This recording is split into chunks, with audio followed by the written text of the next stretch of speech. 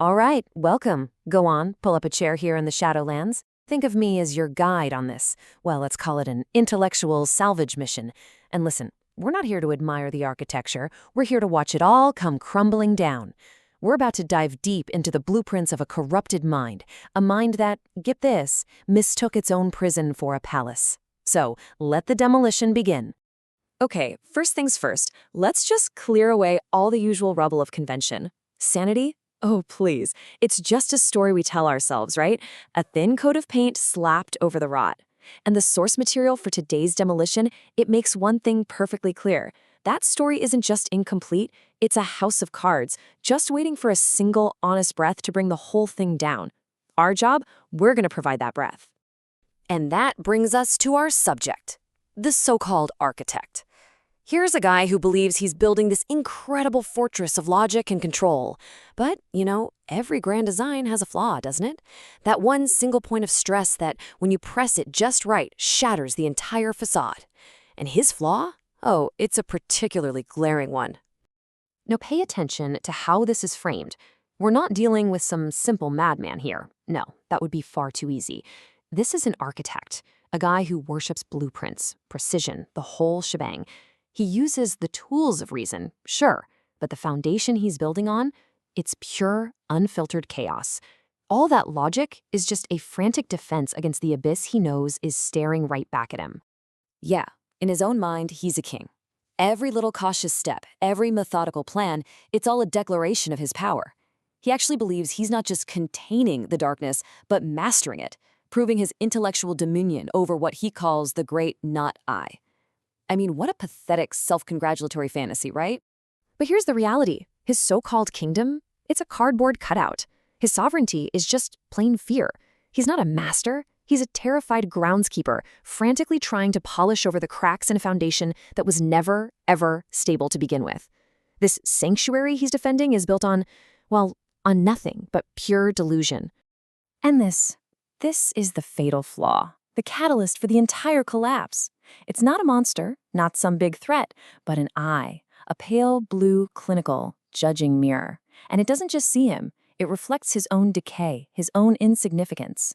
It's the one tiny detail his grand architectural plan just can't account for, and so it has to be eliminated.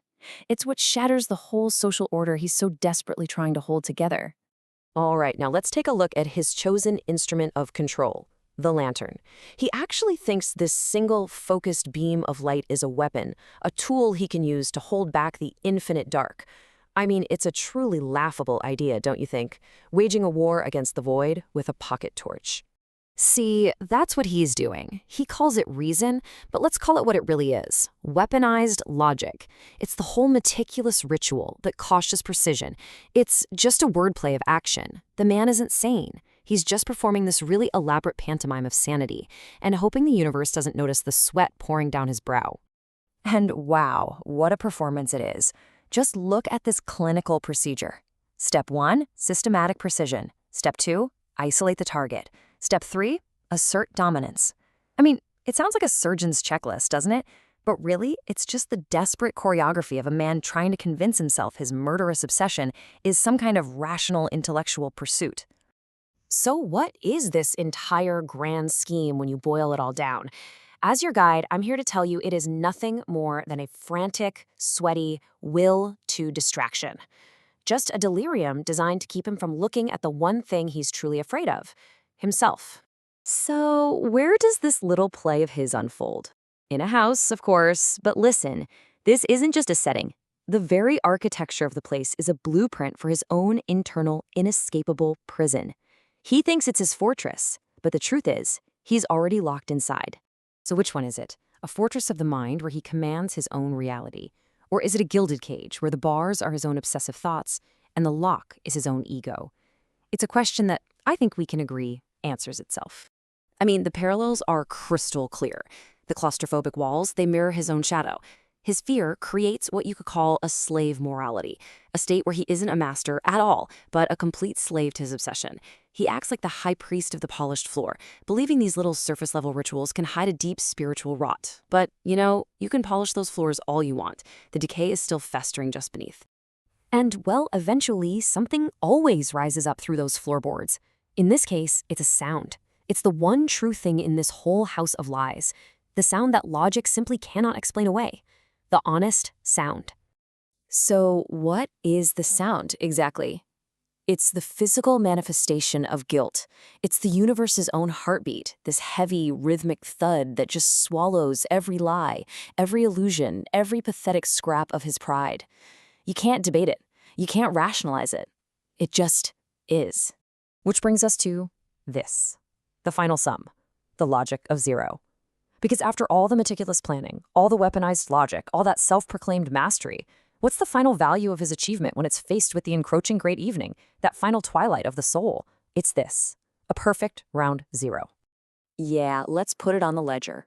On one side, you've got his pride, the perfect crime, the reality he tried so hard to construct for himself. And on the other side, the truth, according to the great evening. It's all dross, just garbage. A coat so thin it offers zero protection from the biting cold of truth. And so, here we are. The inevitable conclusion.